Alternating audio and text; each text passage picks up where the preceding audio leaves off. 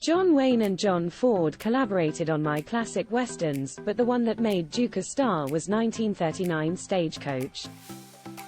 The 1880 set story followed a group of strangers riding through dangerous Apache territory, in a movie Orson Welles believed to be textbook filmmaking. In fact, he watched it over 40 times in preparation for making the greatest movie of all time, Citizen Kane. Stagecoach also had Wayne wearing his trademark hat that he sported in many of his westerns, until retiring it 2 decades later after filming Rio Bravo, simply because it was falling apart.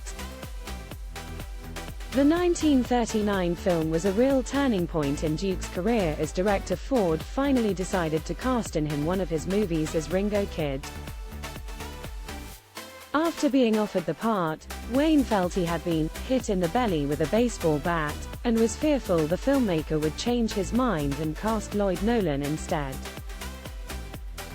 Yet he kept his word, with Ford having to lobby producer Walter Wanger hard, since he kept turning Wayne down for being a B-movie actor, wanting Gary Cooper to star instead. In the end, he gave in since the director refused to make the movie otherwise. Nevertheless, this didn't stop Ford from treating Duke and his co-stars appallingly on the set of what would be his first western of the sound era. The filmmaker was notorious for bullying his actors, partly because he wanted to get a better performance out of them.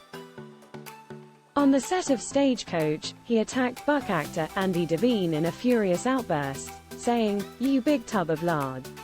I don't know why the hell I'm using you in this picture." Yet the star replied, "Because Ward Bond can't drive 6 horses."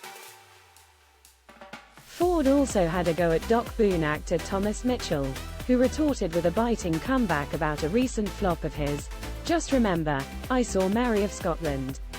However, the very worst was Ford's treatment of Wayne, who he'd call a big oaf and dumb B******.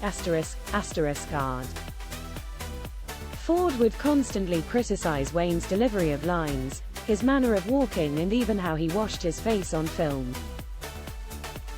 Dallas star Claire Trevor claims that at one point the director grabbed Duke by his chin and shook him, saying, "Why are you moving your mouth so much?